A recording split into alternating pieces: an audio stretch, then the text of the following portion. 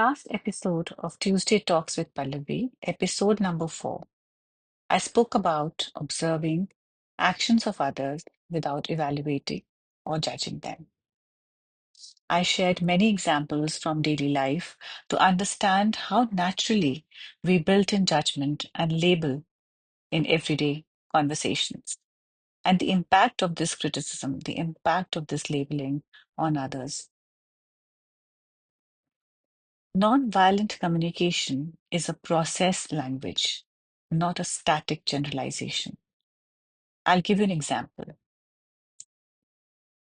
He is a poor soccer player. We could reframe it in NVC language by saying that he has not scored a goal in 20 games. Welcome to the 5th episode of Tuesday Talks with Pallavi.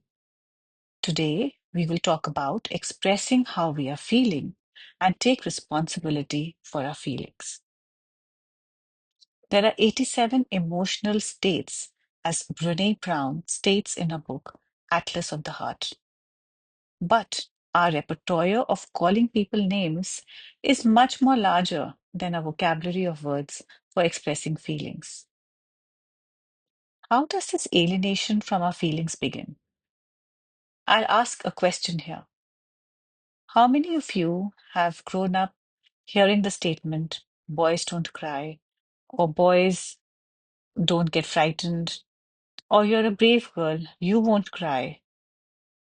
I remember being hurt badly on my forehead while learning how to cycle when I was a young girl, and the wound bled.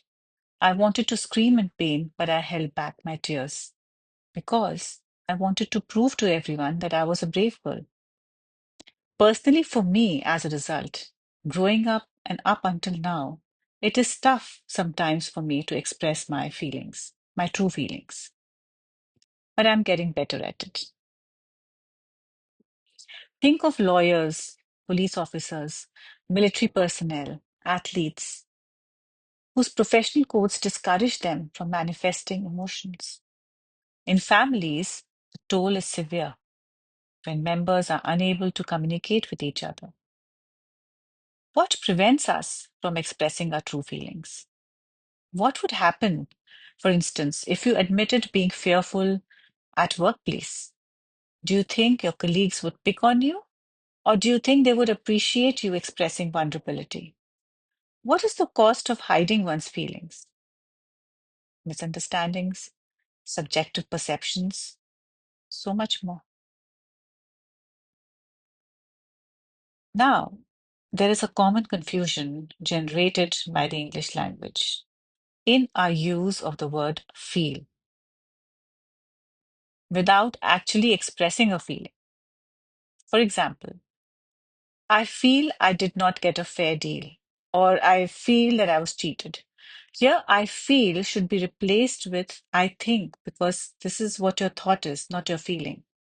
It's important to distinguish feelings from thoughts. I feel inadequate as a singer, for instance. Here, don't you think I could be expressing my ability rather than my feelings?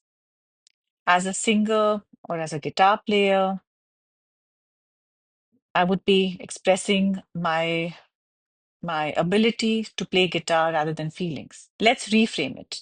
I feel disappointed or impatient or angry or frustrated as a singer. That would be truly expressing my feelings. Someone recently said to me, I feel misunderstood and ignored. Isn't this an assessment of the other person's understanding rather than a clear statement of one's own actual feeling?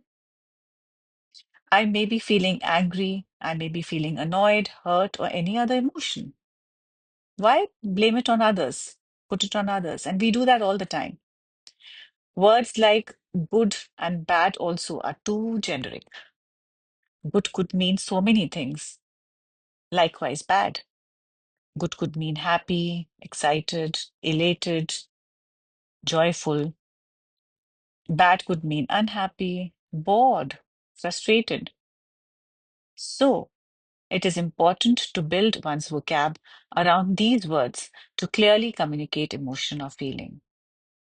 And once we learn to do so, once we learn to identify and express our feelings, it becomes important to accept responsibility for our feelings rather than blame others for our negative emotions. By acknowledging our own needs, desires, expectations, values, or thoughts. When we connect to our feeling, to our needs, we are more likely to receive understanding from others. When we hear evaluations, interpretations, criticisms, judgments, we don't like it. We respond in two ways: self defense or counterattack.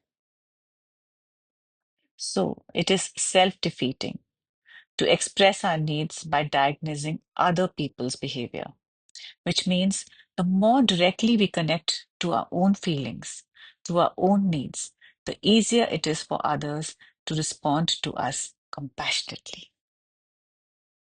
That's all for today. So if any of this resonated with you, do comment and let me know what you liked or did not like about today's talk. See you next week in Tuesday Talks with Pallavi.